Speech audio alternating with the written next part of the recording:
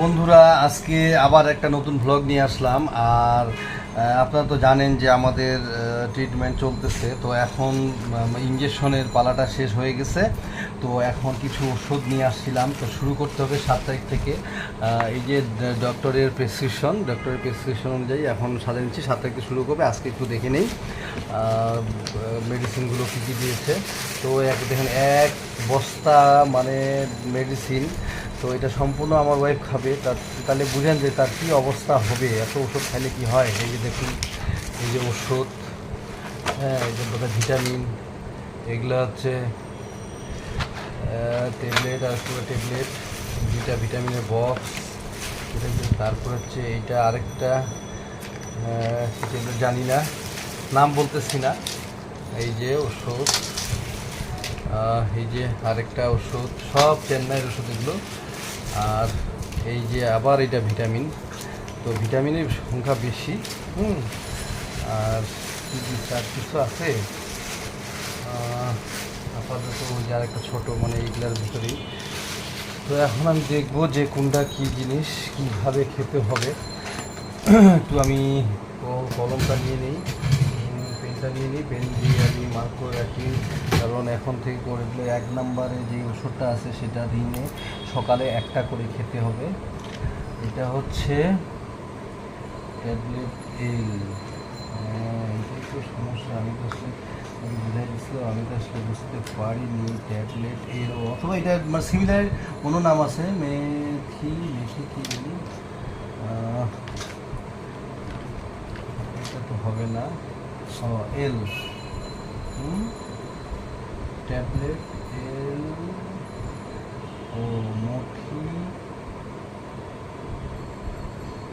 টোনেট, এটাও না,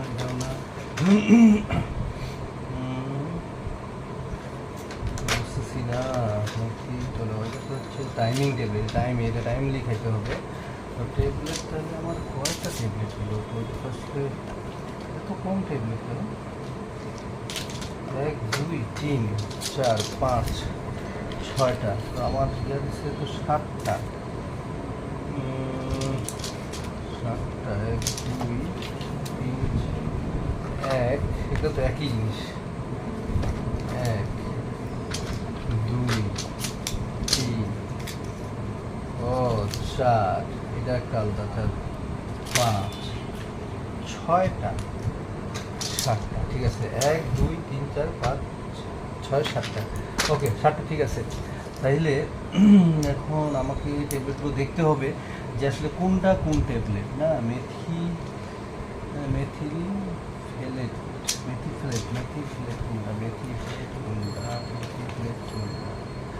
এখানে আসলে আমাকে বলে দিচ্ছে যে সিনোনিম মানে আছে, নামগুলো বের করে নিতে বলছে, যে আপনি এটা আমাকে বোঝাই দিচ্ছিল অবশ্য। তো এটা তো আমরা তো আসলে ফেব্রুয়ারিতে গিয়েছিলাম, তো এখন এগুলো স্টার্ট করতে হবে। তো আসলে জিনিসটা আমি বুঝতেছি না, মেথিফ্লেট কোনটা হবে আসলে। নাম তো শেষে বোঝা যাচ্ছে না বাবা। আচ্ছা, আমি একটা একটা করে বড়োগুলাই বের করি, তাহলে ওগুলো হলে ছোটোগুলো পরে সমস্যা মিটে যাবে। এটা হচ্ছে ভিটামিন ট্যাবলেট, ইনারগিন।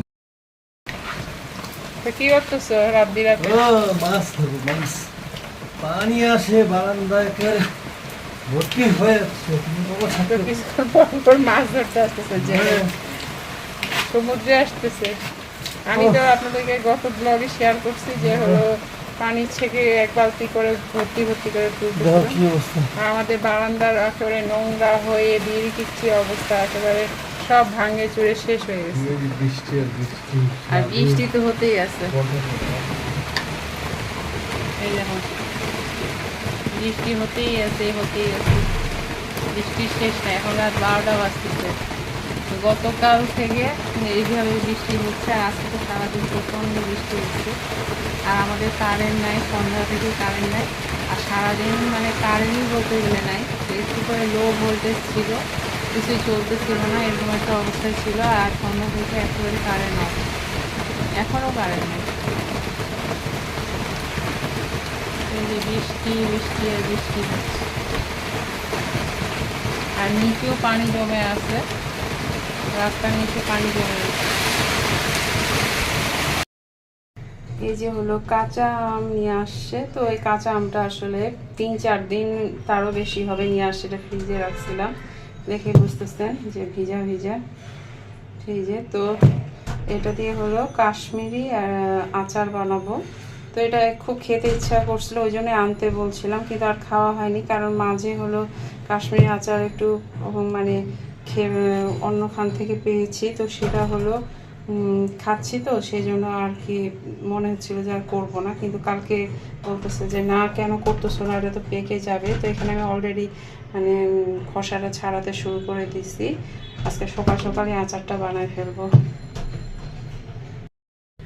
কয়টা আম, তার মধ্যে আবার দেখুন এরকম পোকা হয়ে গেছে, তো এরকম ফেলে দিতে হচ্ছে। আর হলো আমগুলোতে না আঠি হয়ে গেছে আমার, তো আমগুলো আসলে না এই যে আঠি হয়ে গেছে, এরকম আম দিয়ে অতটা ভালো হয় না, একটু পুরোট হবে মানে ওরকম আমগুলো দিয়ে বেশি ভালো হয়। তো যাই হোক এখানে একটু কেটে নিলাম, আর বেশি আম পেলাম না কারণ ফেলে দিতে হলো। তো এখন এটা পানির মধ্যে ভিজায় রাখবো, বেশ কিছুক্ষণ ভিজায় রাখবো টকটা বের হয়ে যাওয়ার জন্য। তো এখানে আচারটা তৈরি করতেছি।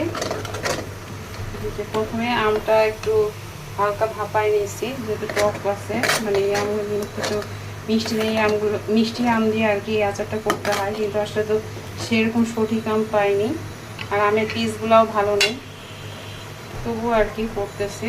আর এখানে এই যে শিরা করে নিচ্ছি, আর এর মধ্যে শুকনো মরিচ একটু রসুন দিয়েছি। এখন এখানে আমটা দিয়ে দেবো।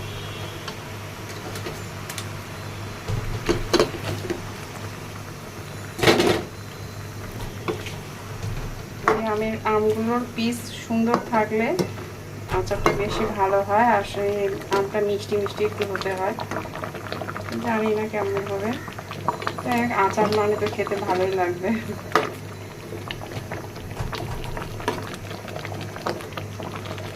ঠিক আছে, পরে আবার শেয়ার করবো আপনাদেরকে, এখন আগে হোক, এটা জাল দিব, শিরাটা আর কি একেবারে কমে গেলে তারপরে নামিয়ে ফেলবো।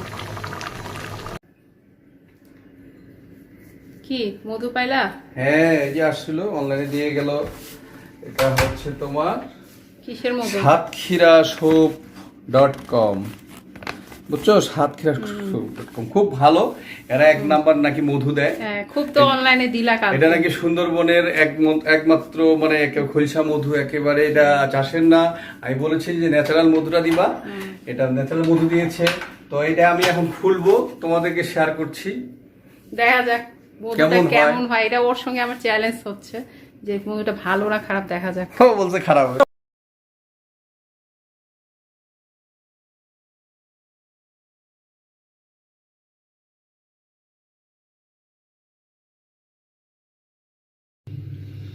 এখানে পেঁয়াজ কুচি আর এখানে গাজর কুচি করে নিয়েছি, আর এখানে কাঁচা মরিচ কুচি। তো আমি একটা ওটসের রেসিপি করতেছি, যেটা ওয়েট লসের রেসিপিও বলতে পারো। আর ওয়েট লসের রেসিপিতে তোমরা গাজর না চাইলে না দিতে পারো, অনেকে মনে করে থাকে যে গাজরটা খাওয়া ঠিক না, তো গাজরটা স্কিপ করতে পারো। তো আমি সামান্য একটু এখানে সরিষার তেল দিয়েছি, খুবই অল্প পরিমাণে। এখন এর মধ্যে আমি পেঁয়াজটা দিয়ে দিব, মরিচটা দিয়ে দিব, সব কিছু দিয়ে একবারে ভেজে নিব ওখানে।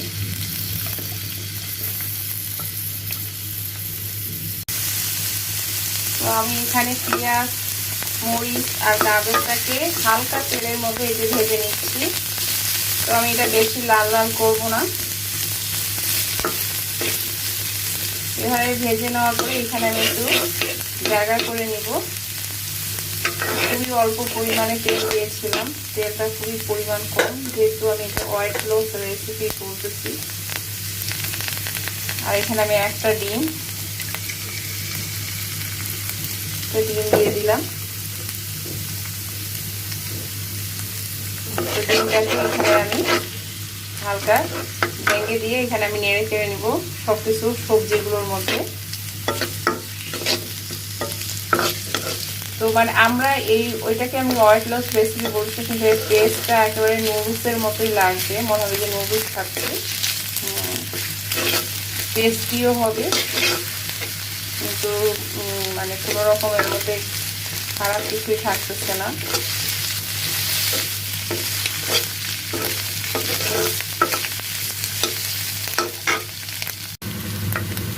এখানে আমি এখন পানি অ্যাড করে দেবো।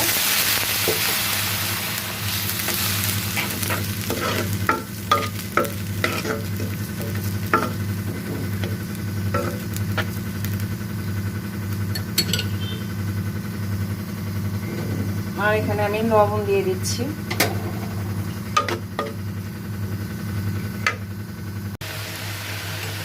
এখানে আমি এই যে ওটস দিয়ে দিলাম।